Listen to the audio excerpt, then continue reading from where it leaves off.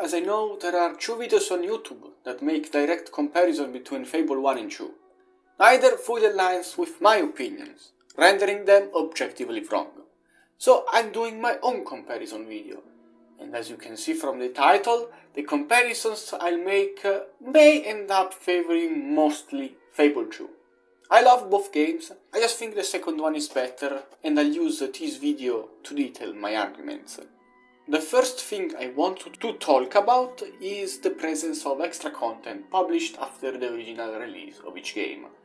This might seem like an unorthodox choice, but it's one that may shape the rest of the video, so bear with me.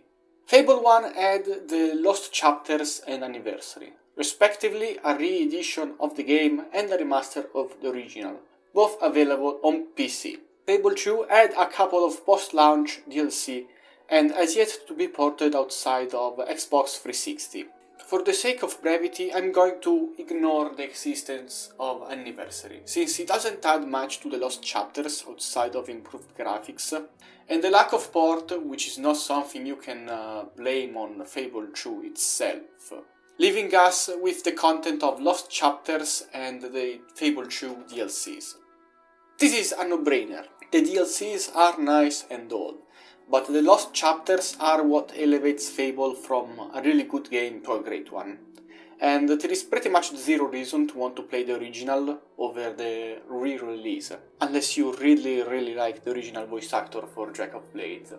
Not only does it add new context for every aspect of the game and improves upon certain mechanics, it also alters the main storyline and continues it further, which for most I assume it represents its main appeal. The 2 DLCs, Not All Island and See the Future, regardless of what you think of them, are very self-contained, bringing no improvements to the overall gameplay, and generally have less going on compared to the Lost Chapters. So, here is where a bit of a moral dilemma comes in. Comparing the original Fable 1 to Fable 2 without DLCs would be really unfair, and it wouldn't make much sense, even if you'd still think Fable 1 is the better game of the 2. Meanwhile, comparing Fable 2 with or without DLCs to the Lost Chapters would make nearly no difference.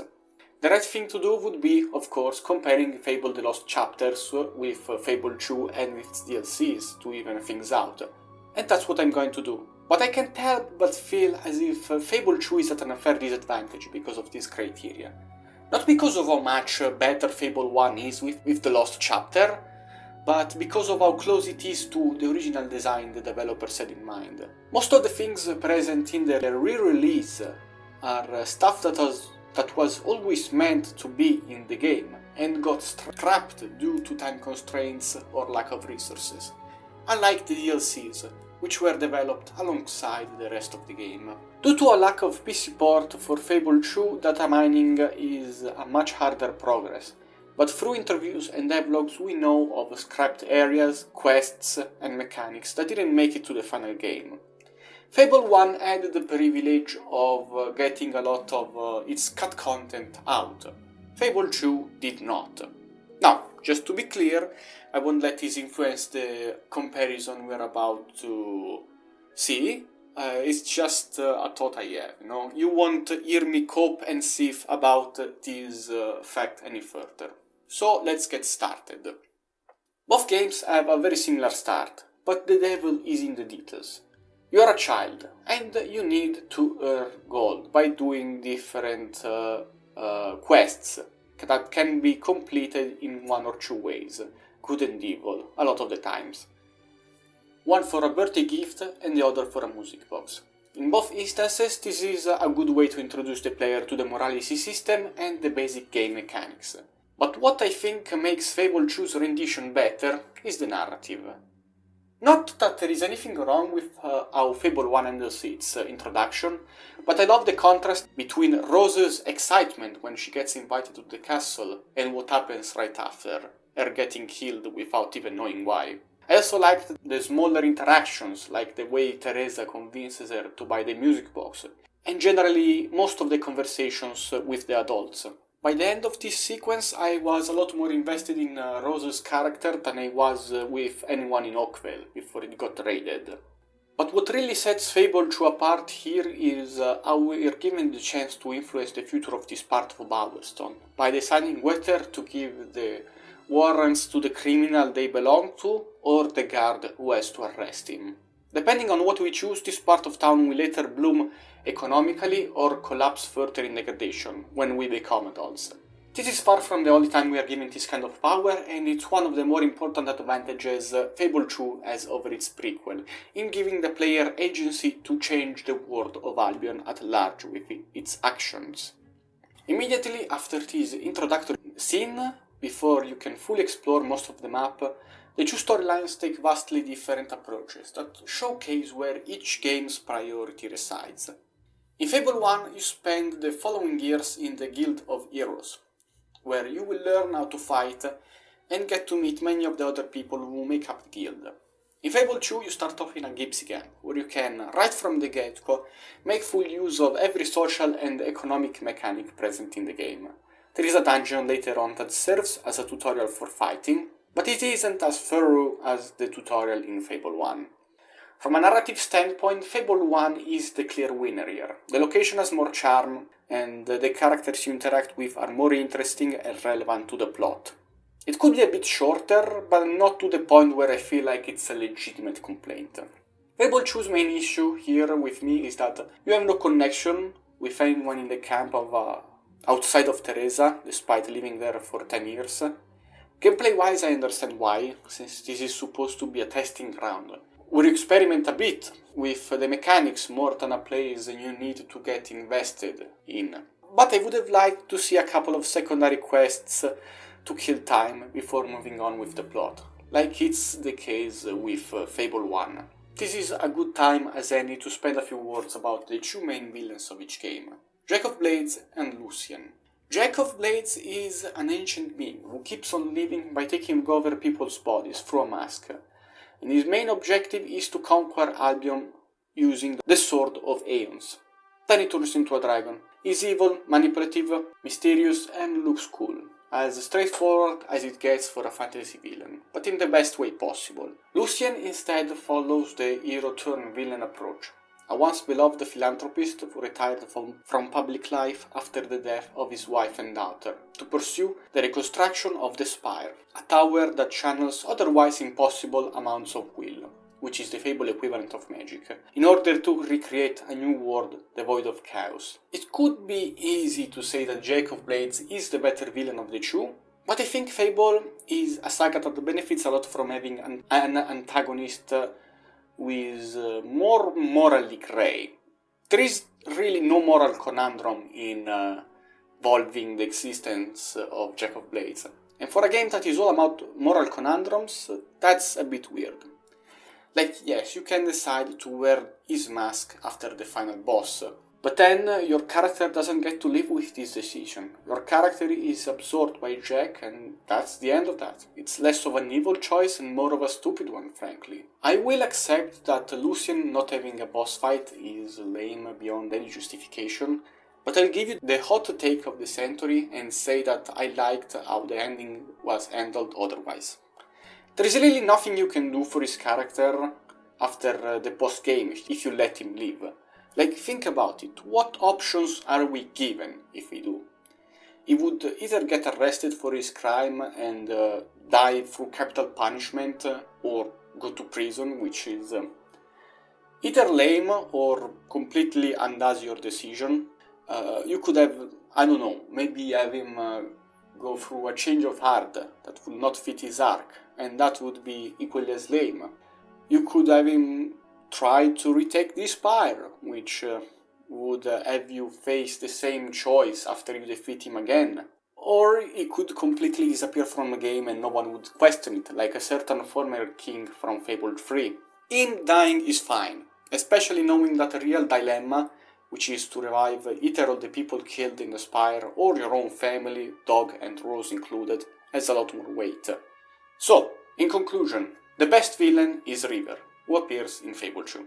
At this point you might be wondering why I completely glossed over everything that happens in the story between beginning and end of these games, and the answer is rather simple. Fable 3 has better setting, story and characters throughout most of its length than both of them combined. Yes, they're both fine, they're both good.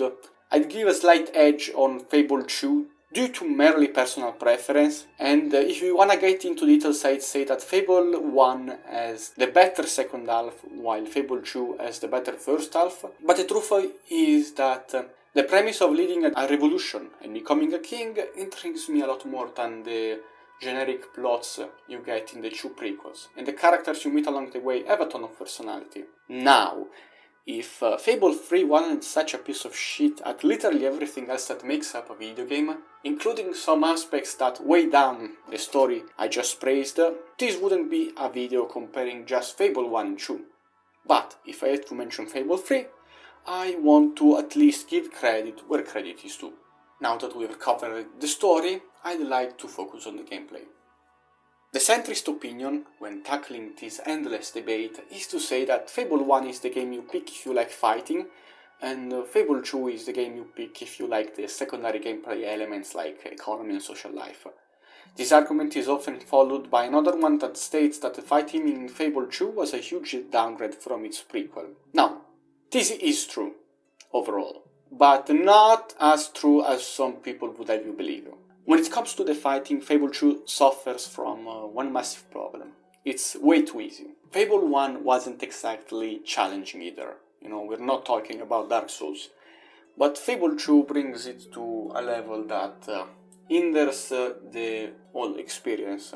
Lacking proper bosses doesn't help to make things better, and neither does taking away all the cool magic tricks from Fable 1. With that said, it should also be fair to recognize that the pacing of the fights themselves has been greatly improved upon, with how seamless it is to switch from weapons to will, and also having a more streamlined way to dodge. Adding to that, the automatic lock-on works way better this time around, especially for long-range weapons, which are by far the big winners in Fable 2, becoming properly viable and being given more variety in arsenal and upgrades. Still not enough to even out the negatives, but it's something worth noting nonetheless if you have to make a fair comparison. Knowing that, along this unfortunate downgrade also come plenty of improvements and additions in other areas.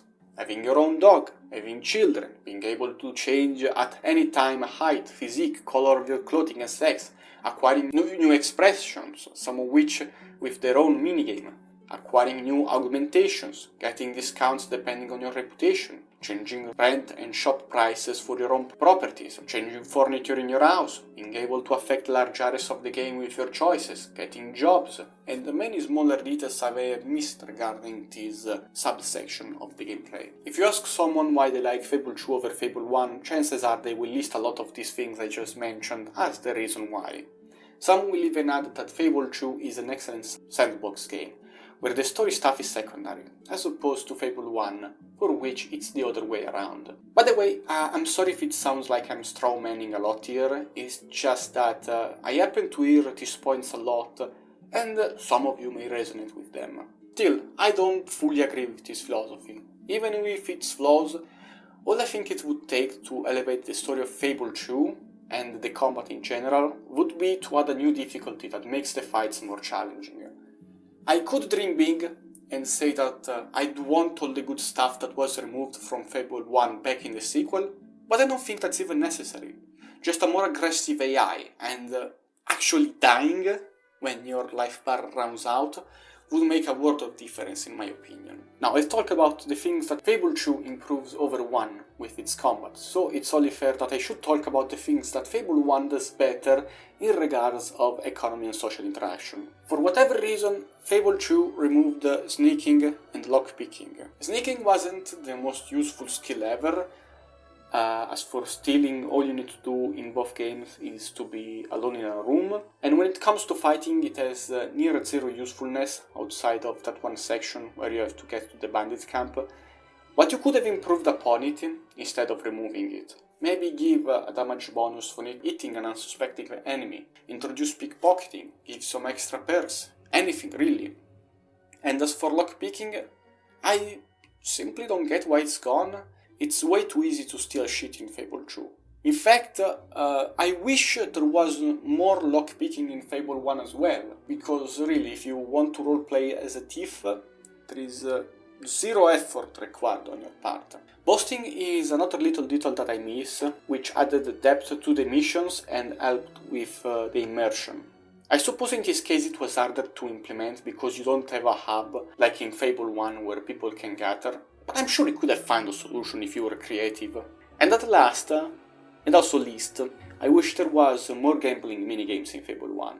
I'm not a fan of gambling in real life, I really dislike it, but if you can play with fake money, I don't really mind it, you know? I like the ones we've got in Fable 2, and most of the minigames in Fable 1 were kinda banal, but there was absolutely no reason to remove them. So, at this point I think I've said anything that could be covered regarding these two games. I stated at the beginning of the video that I think Fable 2 is a better video game, and I'm sorry if the title looked maybe a bit clickbaity and you expected me to shit all over Fable 1, but of course I love the game as well. It's just that Fable 2 does the thing I like better than Fable 1, and the things in Fable 1 which are done better than Fable 2 aren't as big of a priority to me like they would be in other RPGs. There is also more personal matters that factor into my opinion, such as the Victoria setting for Fable 2, which I consider to be more unique and intriguing than the classic medieval world of its prequel, and minor stuff like the humor, getting a chuckle out of me more often, or the quality of the secondary quests, or how the towns are bigger and more populated, and the areas that aren't inhabited don't look like always, and so on and so forth. It's like, I understand feeling the opposite way and thinking Fable 1 is better, even if you are objectively wrong. Okay, that's the video. Thanks for watching, new devlog next week.